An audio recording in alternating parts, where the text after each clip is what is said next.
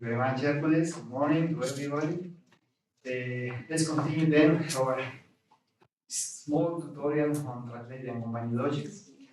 As you remember, yesterday I have presented the main motivations or some of the motivation for combining logics, as well as very briefly some first methods on combining logic, that is fusion of modal logics and product modal logics.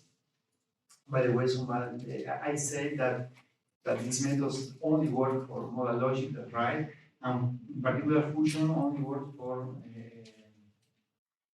normal modal logics. But yesterday somebody told me that there is a professor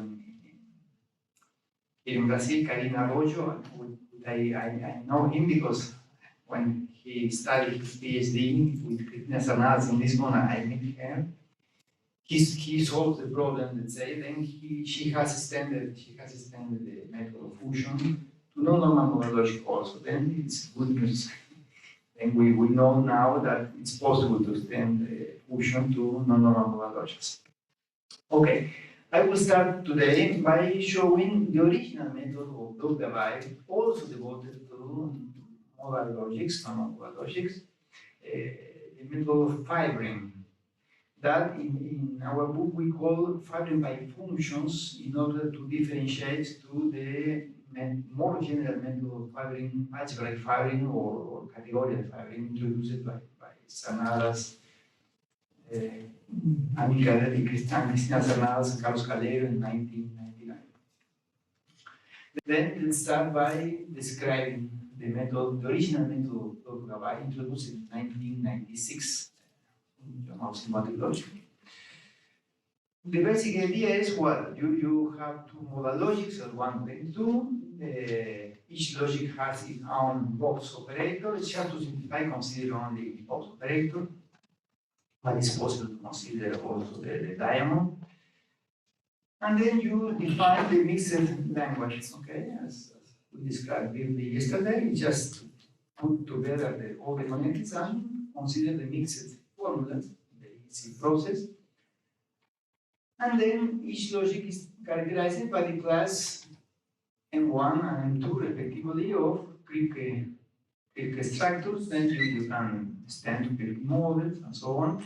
And he distinguishes for each model, let's say, he puts in evidence the distinguished word, let's say, in which the formula is evaluated. It's just a formal decision, it's technical decision, it does not change anything. What's the idea of having? You will, in order to compute, to evaluate a formula, suppose that you are evaluating in a model of logic 1. Then you can analyze conjunction, negation, implication, and so on Boolean operators, and even the box 1, because you are a model of logic 1. The problem was in your mixed language, at some time you need to analyze a formula which starts with the box 2. What to do in this case? You are in a model of logic 1 and you are analyzing a strange connected box 2. Then you use a function, previously defined function, which takes this the current word, W1, which we are analyzing, into a model of the second logic, logic 2. Then you analyze box 2 in that model. It is more easy to show by means of the diagram. I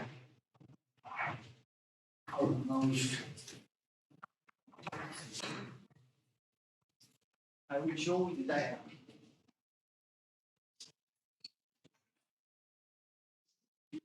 Here, the class M1 of models of logic 1 and class M2 of logic 2. Okay? Then you are here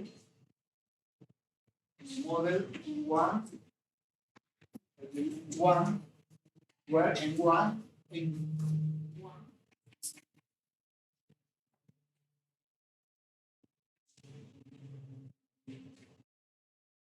Okay, and we click the model of 1. Then here you can analyze trivial problems by psi, not phi, etc. And box 1 final with a problem. The problem was you need here to analyze box 2. Box 1 of 5. What to do in this case? Then you are here. Then you consider a mapping H1 which translates, let's say, or transfer this situation into W. Okay? That's it here. And here you can analyze box 2 box 1 as usual. And then for every, then this M2 is W2, R2, B2. Okay? And W2 is a special word in this set of words. Okay? Then here you compute this formula. The problem is that this means that for every W prime 2, W prime 2, W2 is relative to W prime 2, then this model W prime 2 must satisfy box 1, 5. And once again, we have a problem because we are in the context of logic 2 trying to interpret box 1.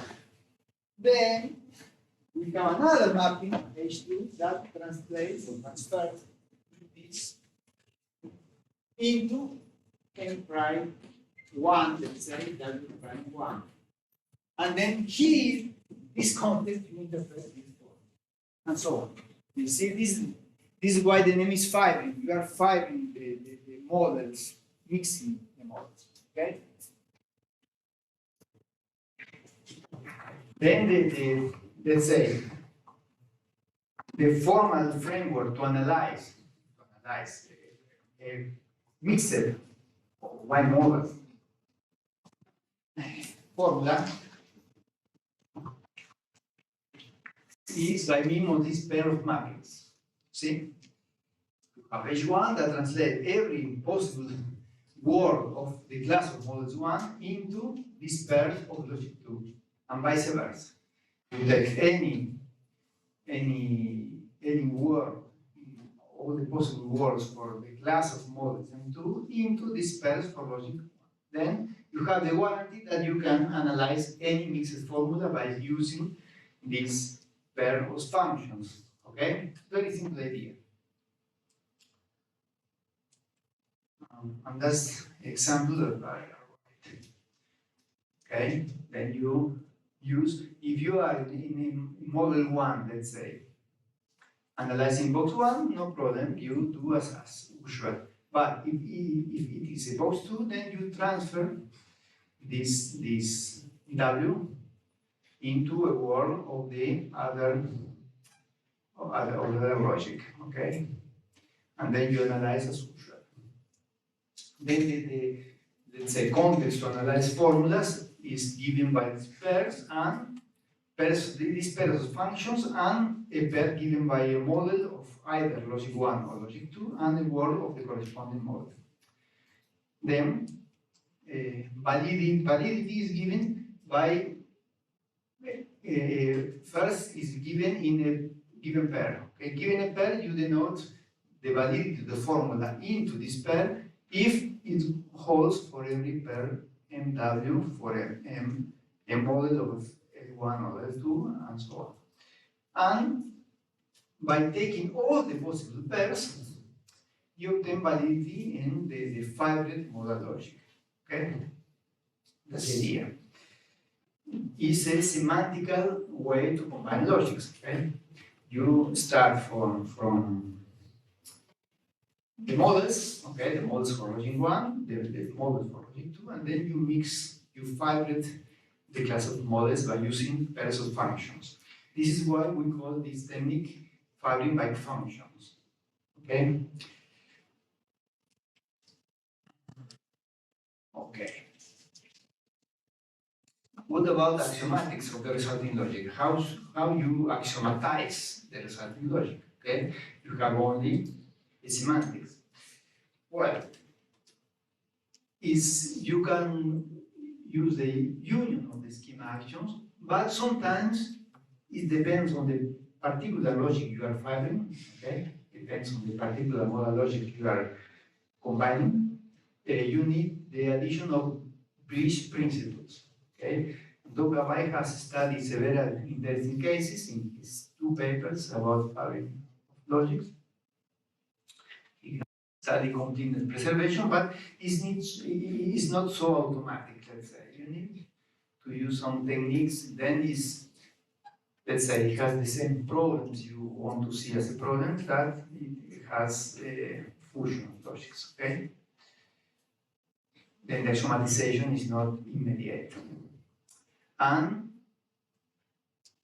as happens with fusion and product, it is designed for modal logics only, okay? With respect to Fabry-Pike functions, Victor Fernandez from Argentina and I, we have extended this technique, or adapted, let's say, no extended, it's an adaptation to logics presented by means of matrix semantics, matrix logics. Then in this case, the mappings, the functions, maps true values of the first matrix into true values of another matrix, and vice versa. It was well, but the problem is that we didn't found an axiomatization of certain logics, and it's work still in progress. Okay, now I will present to you the main technique we will analyze in this brief tutorial, algebraic filing. As I said at the beginning of my talk, was introduced in 1999 in this one in the group of Amicas Arnadas. And the idea, they considered 2 kinds of filing. Filing by sharing connectives or not, okay? The cases we have seen up to now, fusion, product, and filing by functions, they are sharing in the method, in the technique for combining logic, they are sharing the, let's say, propositional connectives, the classical connectives, the Boolean connectives are shared, and they put in parallel the 2 modalities. Since this method, algebraic filing, is more general, they don't consider that the logic are modal logic. They are any kind of logic defined by means of a formal language, okay? Propositional signature. Second, they can or not share connectives. Maybe you want to mix, combine 2 logics without sharing any connective. Okay, this should be possible. This is interesting, for instance, as we will see later, when we want to analyze how it's possible to recover a logic by means of these fragments. Then suppose that you have classical logic. To give an interesting example, then you want to recover this logic by means of negation and implication, for instance. Then you analyze separately the logic of conjunction and the logic of implication. There are 2 different logics. Then you combine them, and the idea is, well, we want to recover classical logic fragments or not. This will be we will discuss this tomorrow. Okay. Then what's the idea of categorical filing? It's, of course, you combine the language, it's exactly in the same manner as was done by Doug Gabay, but you can share or not connectives, let's say, and if you don't share connectives, that if you put together separately the connectives of logic 1 with the connectives of logic 2, you put both together, let's say, without any confusion, you keep separated connectives from both logics. Technically, in terms of category theory, you are considering the coproduct of the signatures, which is nothing else than the dictionary of the sets. Okay, it's just the addition union that in this case is a coproduct of the signatures. Okay. In case you share connectives, you will use another category construction. Okay, that I will describe now. What's the idea of the file? What is the desiderata for combining two logic file fabric? You want to define the least logic over the mixed signature C, okay, which extends simultaneously in both logics. And in order to get good format properties, that is, they want to define a very general method, okay?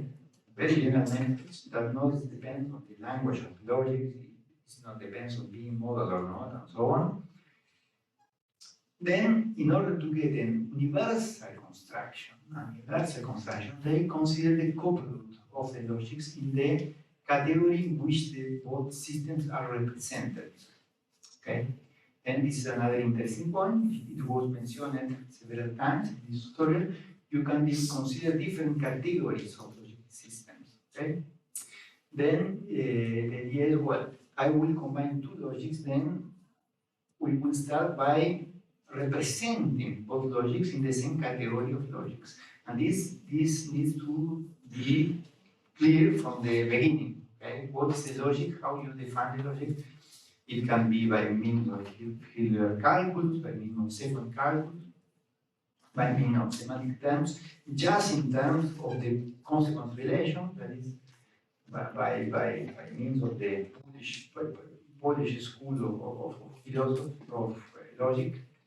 You can consider the task definition of the logic by means of consequence relation. Then, in this case, the coproduct will be the supremum, the join of the logic. It will be a lattice.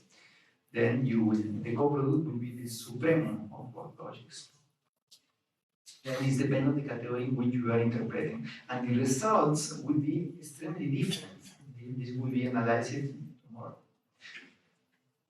Okay, this unconstrained fabric then is a coproduct, the addition union of the logics. Okay, but we can consider the constrained fabric by sharing connectives. Okay, what the idea in this case? You start once again from two logics defined over the same category of logics. Okay, each logic has its own signature, and then you define a signature C bar which contains exactly the connectives that you want to share. In the case of function, for instance, we saw that if our modal logics are defined over a negation, implication, and box, this is the usual signature for modal logics, because with negation, implication, you define all the connectives in classical logic. Then you would like to share implication and negation, for instance, and not the boxes. Then C bar will contain, in this example, implication and negation. Okay? Well, then the combined logic, the logic defined by sharing the connectives in C bar will be the unconstrained firing. You make this in two steps. You compute first the coproduct of the logics, as usual, that is, you compute the unconstrained firing, okay, the coproduct over 1 and 2 over, of course, the signature, the coproduct signature, okay, the addition union of both signatures. And after this, you identify, you take an equivalence relation between the connectives and you identify exactly the connectives which are here in C bar, okay? And then you transfer this into the description of the logic. Suppose that your logics are described by means of inference rules in Hilbert calculus. Then in your calculus, you translate, let's say, yes, in fact, it's a translation between languages in which you replace the original connectives into the shared connectives. Then if you have an original implication one, then you put an implication bar, okay? Because with this the shared implication. I will show some examples to understand this idea, but it's a very simple idea. Okay. And what's I see that I saw that this is a coproduct. Okay, this is supreme kind of supreme of the logics. Then that's the idea.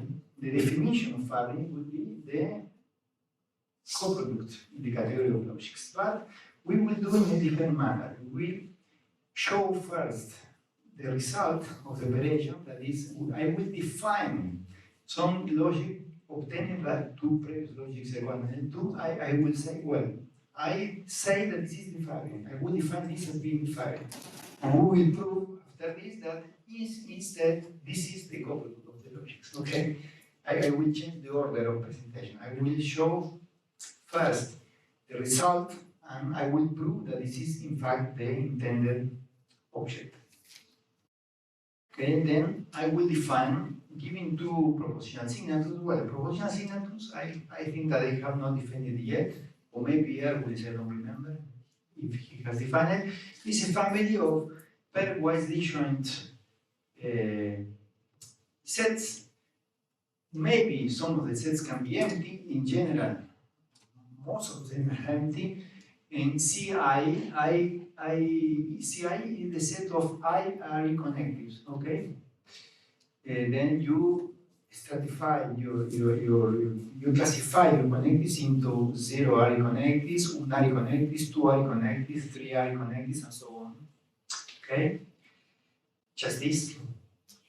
You define a signature is less or equal than another one. You can define the union of signatures, the intersection of signatures, pointwise. That means in each coordinate you define the respective operation or relation. Okay? For instance, C is less or equal than C prime if only if Ck is contained in C prime K for every K, and so on. Well, this is an important point, a very important methodological point here. We will consider a set of generator of the language, set psi, formed by these symbols, okay? And as generator of the language, these symbols are the joints of any signature. The idea of these symbols is to describe a general formula, an arbitrary formula, let's say. But this is crucial in the context of combining logics. Why? Because suppose that you have a rule or an action in your logic. Suppose you have A implies B implies A. A very standard action for a logical implication. A implies parentheses, B implies A. What does it mean when you put in your axiomatization of a given logic? Suppose I have here in the logic, one of the actions is A implies B implies A. What does it mean? This means what? For every A, we are supposing that this is a general action. This is a schema action. Perfect. And you need, well, here A and B can be replaced by every other formula. If you want to be a bit more formal, you say P implies Q implies P, where P and Q are propositional variables, and then you have the substitution rule that you can substitute in any action or any theorem, derivation, every propositional variable by every formula. Okay. Then this gives you all the possible instances of P implies Q implies P. That is, you get all the possible formulas of the form A implies B implies A as theorems, right? This is standard. Perfect. What about if you want to combine the logic with this action with another logic which has another connectives, mobile connectives, for instance? Then you would like to have, for instance, in the form P1 implies box, P2 implies P1, for instance.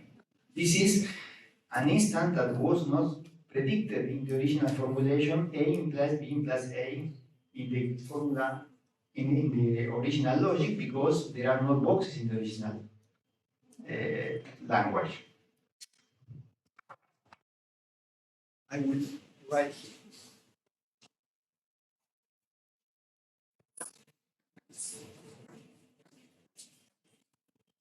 suppose you have this action in the logic with conjunction, iteration, disjunction, and negation, suppose. And you will combine this with the logic which has another connective, a strange negation, a box, and a strange implication. Okay? Then you want to preserve this action in this mixed language. Okay?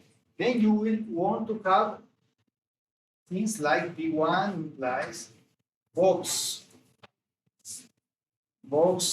not P2 implies P1. This instance is not predicted here. Then you want to put this action in a form that can be updated for future signatures that can come. Okay? And the same happens with different rules. Suppose that you have modus ponens. What is modus ponens? It's formal, but all the pairs in these forms, you can write more formally in this way. Right? But where are the formulas A and B? They live in the language, the original language of your logic. But what about if you want to perform modus ponens with the modal logic after a combination process? Then you need to present this rule in an open form. That is, you need to put here variables. It's better to express as in this way. Let's say x plus y, then y. When x and y are variables for formulas in general, are arbitrary formulas. Okay? And that's the idea of considering a fixed set of schema variables for all the logics you will consider in your category of logics. You will fix a set of generators for all the language. Then you can have different signatures because you are considering different logic with different signatures, but you keep fixed a set of generators in order to describe your rules, your action and inference rules in terms of such generators. Because the substitutions will be relative to the signature at hand at the moment that you are analyzing the rule. Then, if you write, instead of writing this form, you write as this, for instance, then if you consider this and this signature, these variables will be let's say, instantiated in formulas in this signature. If you combine this logic with these other connectives, then you will have a lot of new connectives, mixed connectives, then the instantiation will be relative to this mixed language. You have the possibility of doing this. But in order to do this, it's important to consider a fixed set of generators for all the signatures at hand. Okay? That's an important point. And we will adapt this in order to work with sequent calculus. Okay? We will need variables for sets or multi-sets of formulas. Okay? But it's crucial to keep in mind that you need general schema variables. Okay? It seems that a very irrelevant question, but it's very important. Yes. So, in the combined logic, each variable scheme needs to be indexed to the original logic, for example. You have a numerable set of symbols, then you index it, yes, xi1, xi2, and so on, and use as you want. Let's say I put here xi1 implies xi2 implies xi1, but the indices are arbitrary. Okay. I agree with that. Yes, exactly. You think about propositional variables, it's usually we use in order to do these propositional variables, but we need to be a bit more careful about that. because, for instance, when we define first-order languages, we have in mind some specific predicate to describe some theory, specific theory. The same holds with propositional logic. The propositional values will be considered as kind of zero-array connectives, in which, of course, we can replace, but we can consider that they have a previous assignated meaning. Okay. The signature set is always finite. If it's a finite set, the signature set of combining of these operations Not could necessarily. Could be be the finite. loop. In general, finite, but Yeah. maybe for some logic, limit logics, for instance, you need an infinite quantity of negations, for instance, or so on. It would be, there are examples of logics when you combine logics and take infinitary process for combining logic, it can appear infinite correlation, but no restriction.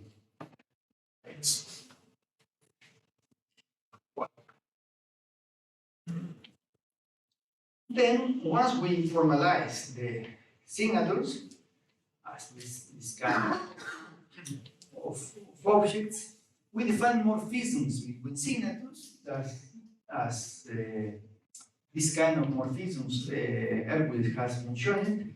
The more simple are defined, translate k-array connectives from the first signature into k-array connectives of the second signature. Then you are translating, for instance, negation into another unary connective, hopefully negation, but a box into another box and implication into another binary connective. But as Hercules says, maybe it's a bit restrictive in terms of if you think about combining logics and preserving meaning of logic and so on, maybe you would like to translate connective into a schema. It seems to be more reasonable. Then we can do this. In fact, we will do this when we consider firing of sequence calculus. But the results, the formal results, the properties of the categories are basically the same. Okay. This gives us a category. The compositional identities are defined pointwise once again. And this gives us the category sequence of signatures. And then the unconstrained firing of two signatures is the coproduct. That is, it's a signature in which the k-array connectives or the firing signature of C and C prime is formed by the addition union of CK and C prime K. That is, you put together without mixing the connectives of both signatures in an organized way, respecting the arities. This is formally is a coproduct. Exercise to you proves that it is the coproduct in that signature. Okay? It's very easy. You have a formal definition, Hercules gives us a formal definition of coproduct, then the coproduct in this signature is computed in this way. This is the mixed language. Right. One example.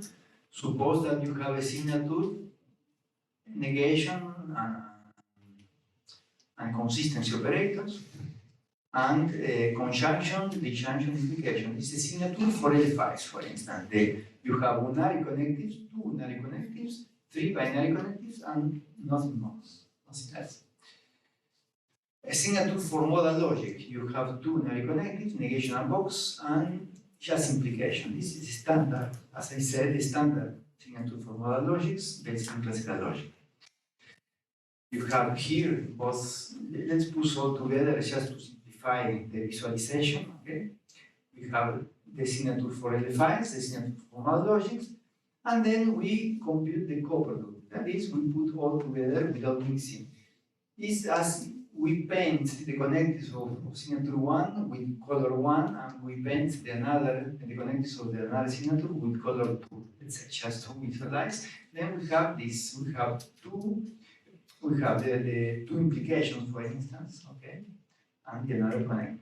This is the coproduct of the signature. Very simple. Suppose that we want to share connectives. Then, in this case, we consider a set of connectives to be shared. in order to be more general, you can take, if you want, the intersection of, for instance, of a subset of the intersection. But if you want to be more general, you take monomorphisms. Monomorphisms are kind of injective functions in categorical terms. Then observe that if you want to be more general, instead of saying, well, A is a subset of B, you can say there is an injective function from A into B, and you are being a bit more general. It's exactly the same in terms of set theory, because they are the same up to bisections. Then you can be more general and say, in the same way in algebra, you say, well, A is a subgroup of B.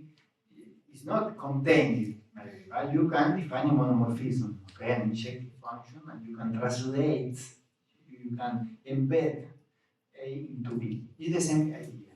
Then, in order to be more general, consider monomorphisms here, which in this category are described as functions, okay, are this family of functions, for each k is an injective function. Okay, this is the characterization of monomorphisms in this category. Okay, then you are putting here the set, the signature you want to share. For instance, I want to share negation implication when I combine two modal logic. For instance, then you put here implication and negation. And you have here your two original signatures. Okay? Then, what is the restricted signature? You do this in two steps. You put all together here in the first step, that is, you compute the couple, and then you take an equivalent relation and you identify exactly the connectives here. You transfer here into here, okay, in an injective way. Then you identify here two connectives when they both come from connectives that comes from here, okay? Then you identify, in this example, you will have here two negations and two implications, the example of modal logics. Okay, then you identify the both negations, they will be equivalent, and the implication will be equivalent. And the other connectives keep untouched. Then you take an equivalent relations and identify exactly the connectives here. And then you obtain the restricted signature. Technically, this is a push-out, let's say, of this original diagram. The push-out is a kind of co-limit in categories. You are obtaining the least extension of both objects satisfying the restrictions given by this diagram. Okay? And you can compute the push-out by means of a coproduct followed by a co-equalizer. This arrow here is a co-equalizer. Okay, example. We have these two signatures and we want to share the binary connectives. This is unusual, this is an interesting move to do if you are combining an LFI with a modal logic. For instance, it would be intelligent to share the classical connectives. It would be the right thing to do, let's say. Then, what can we do? Well, we take the coproduct, that is, we put all the things together, and we have here two conjunctions, two disjunctions, and two implications. But we want to identify them respectively. Then we identify them, and here in the quotient, you obtain just one conjunction, one disjunction, and one implication. Technically, this is a push out of this diagram. Okay? But it's very easy to do in practice. That's the important thing. You don't need to think, I'm computing a coproduct. No, you just do this. But this is important that knowing that this is a coproduct or push out, because it has very nice formal properties, let's say universal properties. That's the interesting point. This is why it's interesting to know or to put this in formal terms. But in practice, it's very easy to do. Okay, and what about, this is the combination of the language, how to combine the Hilbert calculi, for instance. Then what? Well, let's define formally in this context Hilbert calculi. Very easy, it's usual, let's say. Sorry. Hilbert calculus is a pair formed by the signature because we want to have a structural logic. We are working on formal signatures, positional signatures, and we define Hilbert calculus is a set of rules, inference rules, as usual in Hilbert calculi. That is, it's a pair, lambda psi, where delta psi, where delta is a set of, is a finite set of formulas, and psi is a formula, but formulas by using this kind of schemas. Then there are open formulas. They can see as general formulas. For instance, most ponies will be defined in this way by using size. Okay? An open most ponies. Okay? An open access. Okay. What is a morphism between signatures? Expected is a signature between Hilbert calculi is a signature morphism between the underlying signatures, such that we regard that for every rule in the domain, the logic domain, from the translation of the premises, we derive in the second calculus the translation of the consequence of this rule. This is a typo. This must be psi. Okay? The typo. This must be this guy. If you do this by induction on the length of the demonstrations in the Hilbert calculus, you prove that this is a proposition that if phi is derived from gamma in H, then H of phi is derived from H of gamma in H prime. Okay? Because you are translating, you are preserving the inference rules, then you are preserving derivations. Okay? And this defines a category called Hilbert calculi. Okay, then we have the category of Hilbert calculi. Observe that this is a translation in the sense of Hercules and Anatolia. Okay, this is a translation. Define it in a specific way. Okay, now as I said, I will propose what would be the fibrine, and then I will prove that this is indeed the couplet in the category Hill in this case. Let's see. Let's start by defining when Hilbert calculus is weaker than another one. H is less or equal than H prime. If there is a monomorphism, once again, from H to H prime in Hill. That is, this is and it can be presented as a translation which is injected, let's say, up to isomorphism. Okay, then in a certain way, we say that H is contained in H prime, but a consequent relation. Maybe in H and in H prime we have different inference rules. They are not exactly the same. But every inference rule in H is derived in H prime. Then every derivation in H can be performed in H prime. Then it is sublogic. Okay.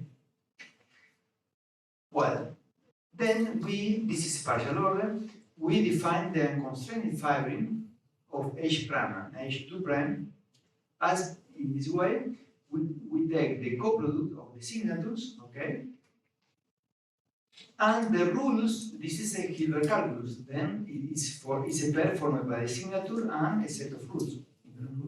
Okay, the signature is a coproduct of the given signatures, and the rules is the translations of the respective rules. Okay, that we put all together up to translation. We need just to normalize the language. Just this. Okay? We put together the signatures and we translate in conform to this the inference rules. In practice, we are taking together all the inference rules without mixing. And take care, because if you are not sharing nothing, then suppose that in the first logic you have a modus ponens, and the second logic has also its own modus ponens. In here you will have the first modus ponens and together the second modus ponens. You have two modus ponens, okay? Because you have two implications, right?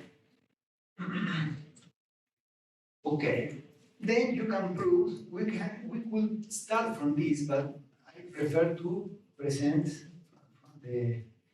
from the result, okay? And then prove that indeed this is the fibrin in the way we want to have defined fibrin. This is the co-product in the category here of both hydrocarbons. In other words, the co-product, which is the synonym of being the fibrin of these hydrocarbons, can be defined in this way. Okay? The fibrin is defined in this way.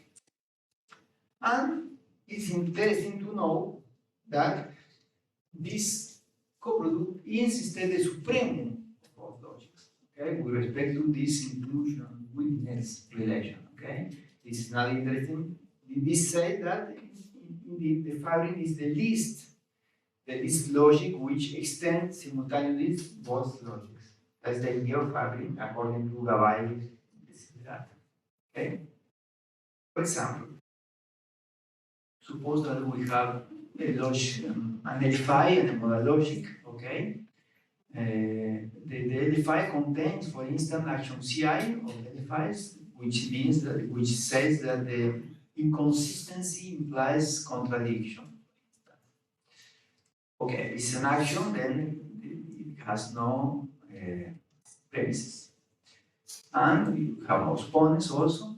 And the modal logic includes, for instance, action K and necessitation rule, most points also. Then, for in the fibrin, we will have the action CI, but now by considering implication 1, conjunction 1, negation 1. Okay? We are painting of color 1, the cognitives of the first logics. And modus ponens 1, okay, with implication 1. And together with this, in the same fibrin logic, we have box the action K, but painted with color 2, that is box 2, implication 2, okay? Because it comes from logic 2. And necessitation adapted also to a new language, and a second modus ponens. Then we have two modus ponens because we have two implications. This can be bad, let's say. Maybe we want to do this because the implication of this modal logic is very different to the other one. It could be, but if not, maybe it would be interesting to share. Okay? But you can do this. There is no problem. It is the unconstrained fibrin of these two logics. Okay. Okay. How can we? What about sharing connectives? I mentioned it. Well, in this case, you do the same, but you need a formal trick, let's say. You need to put here, in order to obtain a push out, it will be also push out, as in the case of signatures, but you need to put here a formal calculus, a Hilbert calculus here. And you only have the signature you want to share. Then what rules we put here in order to obtain a minimal calculus? Well, we put no rules, okay? This is a formal trick, let's say. You can do this in a more pure categorical way by using co-Cartesian lifting, but it's too complicated to do. Then I prefer to present constrained fibrin in this simplified way by using this trick. Let's say that most of the times you can do this, then I prefer to present constrained fibrin in this simplified way. But it is possible to define in a pure categorical way by using co-Cartesian lifting, functors, and so on, but it's too complicated. Then consider this is the signature we want to share. For instance, in the previous example, we want to share for implication, conjunction. Then we put here that connectives, and we consider a formal Hilbert calculus, a trivial Hilbert calculus without nothing here, okay? Without no rules. Then we consider the coproduct, okay? And then co-equalizer of these arrows, because we have two arrows here, F prime, I prime, F2 primes, I2 prime, here, two parallel arrows from H bar to H prime plus H2 prime, okay? We have two parallel arrows, then we consider the co-equalizer. These both operations together, that is coproduct plus co-equalizer, co-equalizer, produces the push out of this original diagram here. And this is the constraining factor. This is the formal description.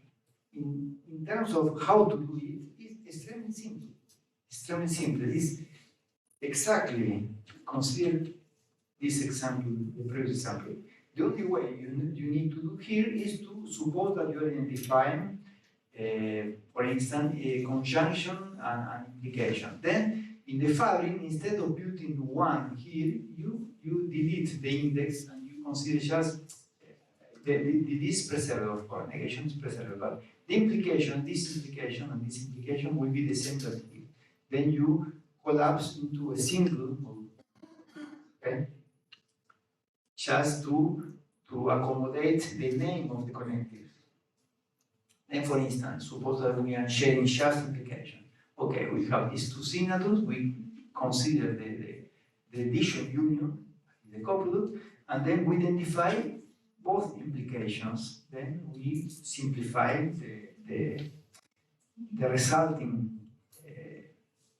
signature, and then we adjust the rules, the inference rules, to the new signature, okay, obtaining this signature. Just this. This is the constraining file. Okay, then in this case, we will obtain these rules. Say we are just adjusting the implication. Okay. Consider model example now. Suppose that you have model logic S4 and model logic B, okay? Suppose that we will share the signature, all the connectives. Then we will have two boxes, just one box, because we are sharing the box also. All the connectives are shared. It's possible to do. If you have two logic with the same signature, you can share everything if you want. In this case, we will share all the connectives.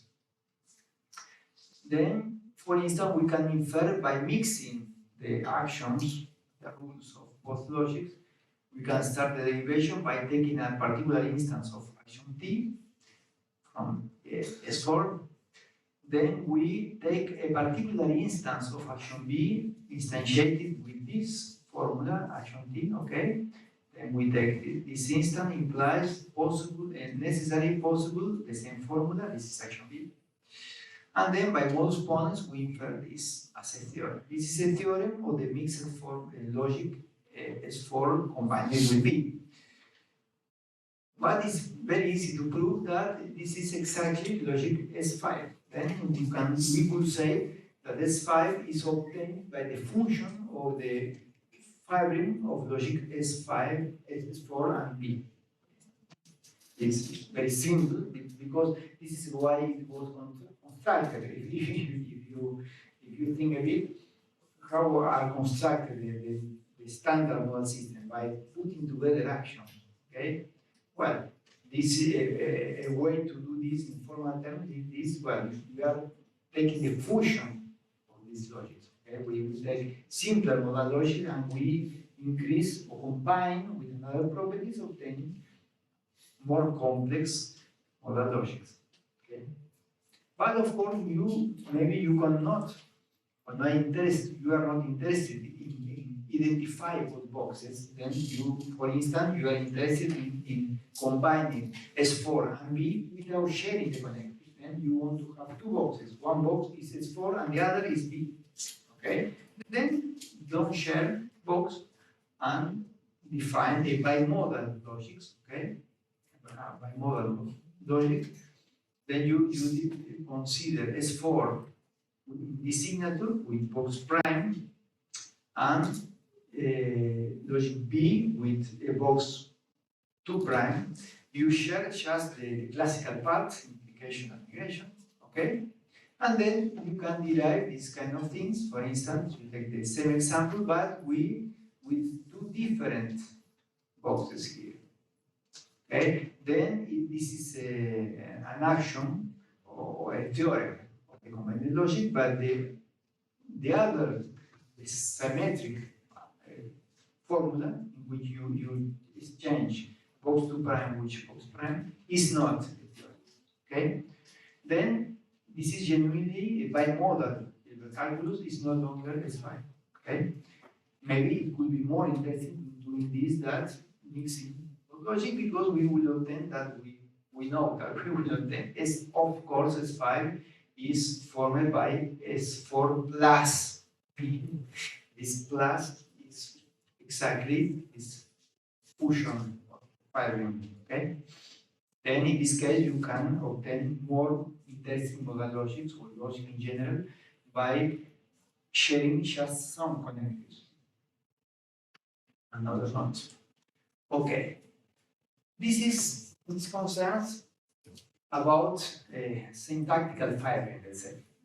What about semantical firing? I don't talk at this moment about how to combine logics presented semantically. Well, as probably you can expect, the combination of logic presented semantically is not so easy, and we have several technical problems to perform this. It's not so easy. Mainly because, yes. Short question about what you said already. Does it sometimes happen that some connectives which are prima facie different collapse anyway? Like this, for example, results in sequence calculi where when we have quantum disjunction, if we add classical disjunction, then both disjunctions collapse. So did you study this phenomenon? Yes, this is the subject of my talk tomorrow. Okay. I will exactly talk about this phenomenon of collapse. Yes. Thank you. Well, one of the problems of defining semantic firing, let's say, is that, well, we need categories, suitable categories of logic presented semantically. And the problem is that there are a lot of different approaches to semantic for logic.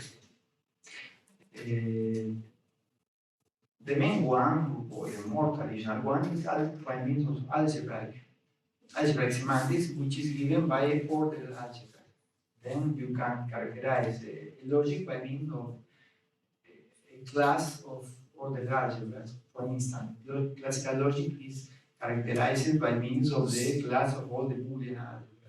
Intuitionistic logic is characterized by means of the class of all the Haydn algebras. Gödel logics are characterized with a variety of Gödel algebras, Lukashevich logic, and so on, empty algebras, and so on. This is a very well-studied subject. But there are other logics that cannot be characterized algebraically. Yesterday, Mahan talked a bit, mentioned that, for instance, several important but consistent logics cannot be algebraizable. Then you need to consider another semantical framework. For instance, non-deterministic matrices, bivalvation, and so on. Then the approach I will show to you now is a very restricted one. It's just the traditional algebraic approach to modal logic, which includes Kripke semantics. It's very easy to present Kripke semantics as a special case of algebraic semantics. Very easy to do this. But then I will present just a possibility for dealing with semantic firing. Okay? Then this is very restricted. For instance, this firing I will present here do not encompasses L5. They are outside this treatment. Okay. Then, as I said, I will consider algebraic structures ordered with an order. Okay. Then an interpretation structure of a given signature will be a quadruple given by a domain, an OR partial order, and an interpretation map for the connectives and a top element. Okay. Then this is a partial order, the top element. This is an algebra. This is the function which interprets the connectives into concrete operations. Okay. And we say that the domain is formed by truth value, but it's just a convention. It's an algebra. Just a usual standard order algebra with top element. Okay, then as I said, for classical logic, we can take Boolean algebra, intrinsic logic, Hamming algebra, and so on. This is several classical examples are contained in this framework. For modal logics, we do? Well, every Kripke frame WR induces an interpretation structure in this way. The domain is the power set of W, okay? The top element, of course, will be W when the order is the inclusion relation. It's an order algebra, instead it is a Boolean algebra. The classical connectives are interpreted as expected. Of course, conjunction will be intersection, and so on.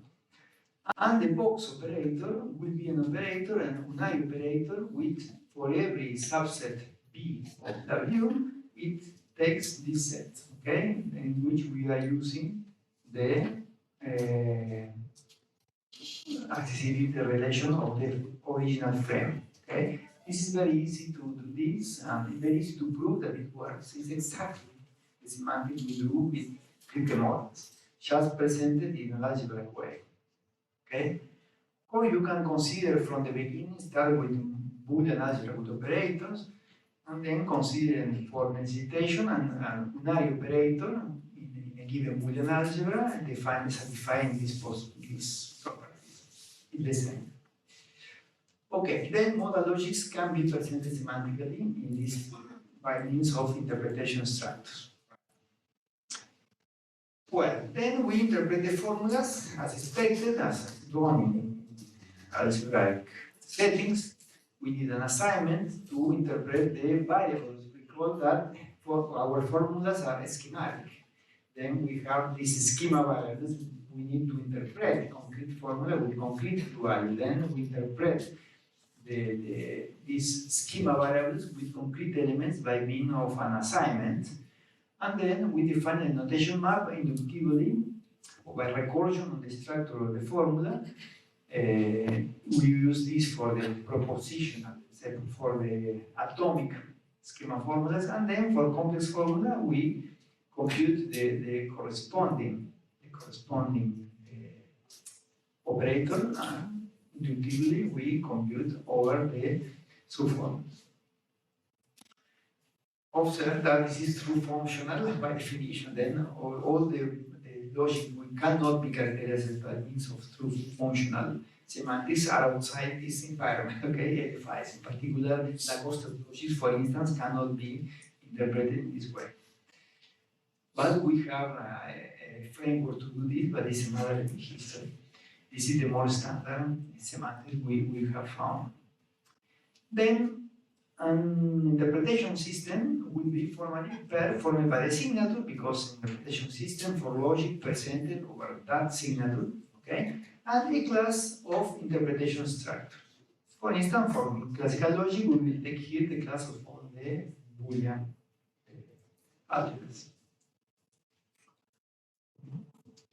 Classical logic, we take the class of Boolean algebra, but we could also talk just one model, the two value Boolean algebra. In the case of classical logic, it's very easy because this variety is generated by just one algebra. Then, in order to represent the logic, the semantic, we can take just two tables, let's say. But it's more interesting to consider a class of algebra in order to keep the framework more linear. For S4, for instance, we can take the class of interpretation structures induced by Kripke frames was accessibility relation is reflexive and transitive because we know that this form is characterized by this class, such class of structures. Okay? Right. Entailment is defined as expected. That is, for every assignment, if the premises has top value, then the consequence must receive the top value. That is, it's a global, the true preserving consequence relations, not the degree preserving consequence relations. Okay? The premises must be true, then the consequence must be true. Okay. This is important to define the reduct of a signature, the reduct of an interpretation structure of a given signature to a subsignature. It's just forget the interpretation of the connectives outside C prime. Okay, you are just reducing your original algebra over C prime to C by forgetting the interpretation of the connectives which are not in C. Okay? You do exactly the same for connectives in C. Okay? This is the reduct. And of course, the interpretation, the denotation formal in the reduct is exactly the same that in the original algebra. Okay? Please observe that the reduct does not change the domain. The domain is the same. We are not taking the sub-algebra. It's the same algebra with less operators. This is the record, okay? Well, then the firing two interpretation systems, then once again, I will present to you the result of the operator, and after this, it is proved that this is indeed the coproduct in the category of interpretation system. The category is not yet defined. Okay. I will introduce just the operator, how you combine two interpretation systems. And you have I prime and I2, okay? It's signature, a class of algebras over C prime, another signature, and a class of interpretation structure over that signature. Okay. The firing of these two interpretation systems is an interpretation structure whose signature is the coproduct of all signatures, okay, and A is a class of algebra over the firing signature, okay, such that each reduct the given structure here, if you compute its reduct over the first signature, it belongs to the class of interpretation structures over C prime you have started. And if you take the other reduct of the second signature, you obtain a structure which is here. Okay? Then you take structures which are simultaneously extended signatures from the original ones. But in the original ones, you can have more structures. That is, it's important to notice that not every structure here is obtaining as a reduct of structure here. In the original structure, you can have more structures, okay? But you need to have at least the ones you obtain by reducing the structures in the firing. Then, in this way, you can simultaneously define constrained and unconstrained firing. This is a simplified way to see, because it depends on having empty or not intersection between the signatures. Okay? That is, by definition, if this given signatures, well,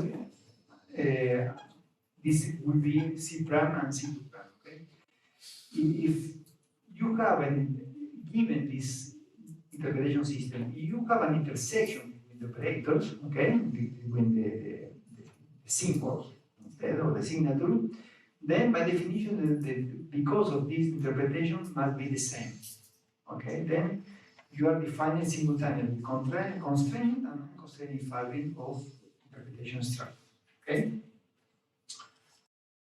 Then you can define categorically, okay? You define this as expected, and this structure is less or equal than this one if the signature is less or equal, and for every structure here, if you take the reduct to to this smaller signature, you obtain a structure here. Okay, for every B prime and A prime, if you take the reduct to C, you obtain a structure in A. And it can be proven that this operator, this operation between interpretation system is a supremum with respect to this order. Okay, it's supremum. Then things works well. Okay, it's well defined. It makes sense. It's the minimum interpretation status which extends both simultaneously. That's the idea. And then we can define a category of interpretation systems as expected. Okay. It is a morphism between the signatures such that the reduct, this reduct defined in this way for each B prime in the codomain, if you take the reduct along H, which is naturally defined in this way, you are H, okay, is in A. It's a very natural form of defining a morphism. And then you can prove that this operator is the push out with respect to the inclusion morphisms. Remember that when we deal with Hilbert calculi, we defined the trick was taking the signature to be shaded. In this case, the signature to be shaded would be the intersection. Okay? And the empty set of rules, do you remember? Then we said the Hilbert calculus, the empty Hilbert calculus. In this way, since we are working with models, we need to put all the possible models. It's a contra-variant perspective. More models, less theorems, okay? If you want to know theorems at all, you take all the interpretations together, all the possible interpretations, then you leave the empty logic, let's say. And then, if you take these morphisms, you obtain the push out. In particular, you obtain, if this is empty, you obtain the couple. Then this is exactly the firing, the category of firings as we want. Then we have firing of interpretation structures. Almost running out of time. For instance, very simple example, just to fix ideas. A firing that does nothing. That is, suppose that we have the interpretation structures for classical logic, that is, we have here all the Boolean algebra, and we have here all the structures defined from Kripke-French for S4, okay? That is, the domain has power set of W and so on. Then, suppose that we want to share negation and implication. What is the firing of this? Of course, the result should be the same logic. We expect that the result should be S4, and in fact, it is S4. We changed nothing by computing this firing. That is, if you combine S4 with classical logic by sharing negation and implication, you obtain S4. Okay? And it is what happens. But the only difference is interesting to observe that here, in this monomorphism, this inclusion math you have here, if you take an structure here, we have here general Boolean algebras, and we have here special Boolean algebras of the form power set of W. Well, this is exactly the models we will have here. The Boolean algebra from here that persists in the firing, in the sense that when you take the reduct is a guy which is here, are the Boolean algebras of this form, power set of W. The only way. Yes. What's in S? Yes. Yeah, it's above. So you have The class of all It's algebras in the signature index at the top. Here. Yes.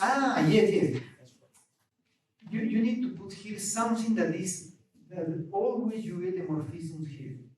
Because that in order to have a morphism from interpretation system into another one, the reduct for each structure here, you take the reduct along this morphism. In this case, morphism is inclusion. Then, in other words, the reduct, in this case, is the reduct or the structure here over this subsignature must be here. then you need to guarantee that you put here all the possible interpretations in order to have this morphism. Then you put here all the possible models. In the same way that in the syntactical fibrine, you put here no rules, the empty set of rules, in order to be sure that every rule here is here. You have no rules, then of course it's here. In this case, it's the opposite way. Every structure here must be appear here. Then you put here everything. Well, I was just asking that, yeah, but your approach is different because you define the algebras from here from crypto frames. Yes. But yeah, I had decided what if you just simply do the absolute free algebra generated by this Yes, it's another, yes, another option. Yes, yes, of course. We need something to put something here. That is, from a signature, we need to put something here in order to compute this push out. But yes, you're right. It's possible to do it. Yeah, because maybe that is more general. Because in some sense, you cannot get an algebra from a crypto. It's not it's something else. Yeah. Yes. Yesterday, when I was seeing these slides, I think about the possibility of consider the free algebra maybe as possible. Yes. That has its natural limits. No natural areas. All right. Okay. And then, well, I think that is going to stop here because this is the start from the last session in which I will discuss the possibility of having interaction rules when combining logic. That's the subject for tomorrow, and I will present, in order to do this, a very general framework dealing with second calculi in an abstract way that can be extended to hypersegments also. And that's all. Thank you very much.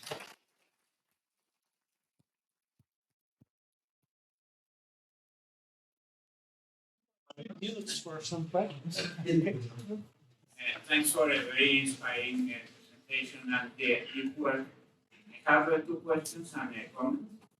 The first question relates to the diagram on the blackboard, in which you have the beginning of the back and forth construction. Yes. If you continue that back and forth construction, that will resemble in some moment to the back and forth of Kant, the Kantian back and forth construction that he did in the 19th century to characterize in model theory the first important work in model theory in which he characterized the rationals as dense linear ordering without first and last element.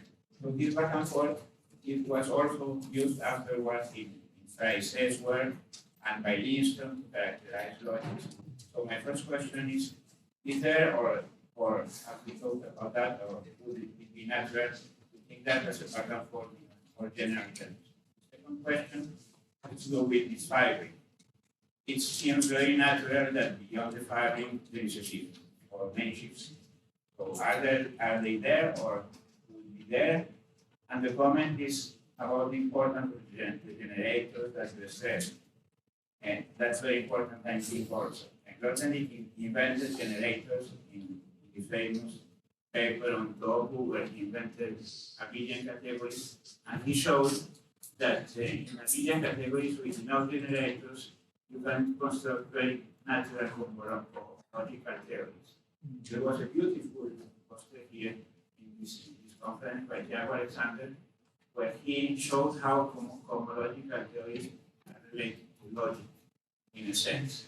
So that's also to stress something that you said, the importance of the generators.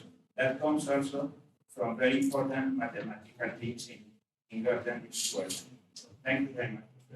Thank you very much for your question and your comments.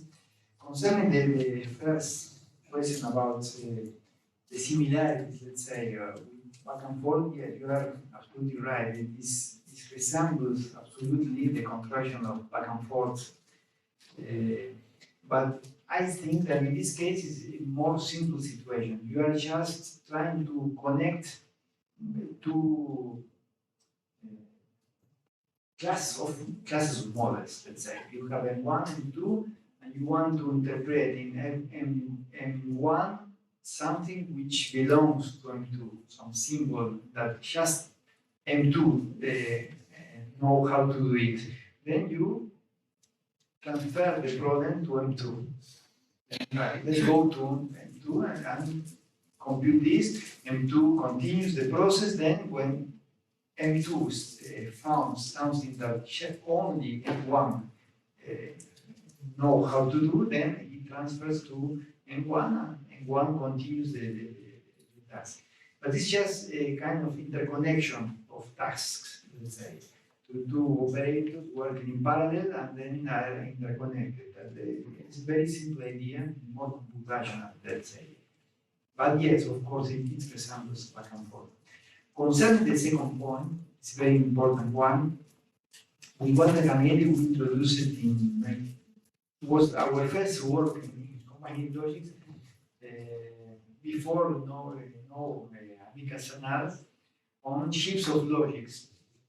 Then we define propositional logics as shapes in which you are defined locally, because the logic can be defined in terms of the sets of propositional variables. You can define the logic in terms of the family of subsets of the propositional variable. Then you can define on the whole set of propositional variables, but you can take subsets.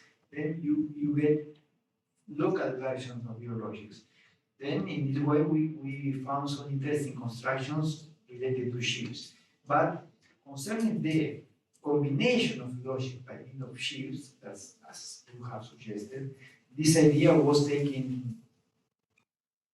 considered by Hugo Mariano, Peter Arendt, Rodrigo Freire, and Olidon in a paper, very interesting paper, in which they use the language of shapes in particular to define categories of logics, and they take relation between the logic, because combination of logic is a kind of relation between logic. You are relating the logics. You can think in these terms. When you consider the five with two logic, you are in fact defining the least logic which extends simultaneously both logics. It's a kind of relation. It's an operator, but okay, it's a relation in logical sense. Then they consider categorical construction by using shapes, very abstract form, very interesting form. I recommend you. The paper appears in Logic Universalis, I guess. I don't remember the name. Global glance, something like this. But I can give you the reference. If somebody else is interested, I can give you the reference.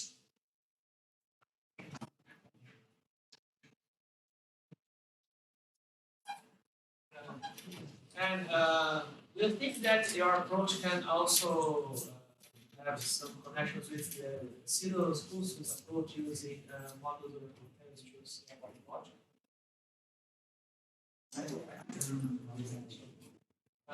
Cyril Spulson has an approach using cocktails. Yes. And modules over cocktails.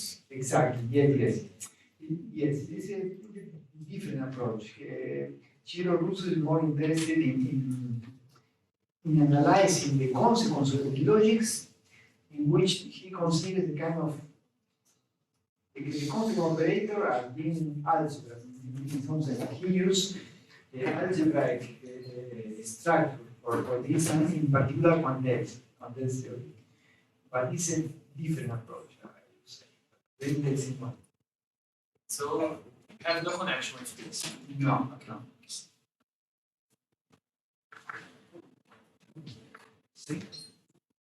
Okay, thank you.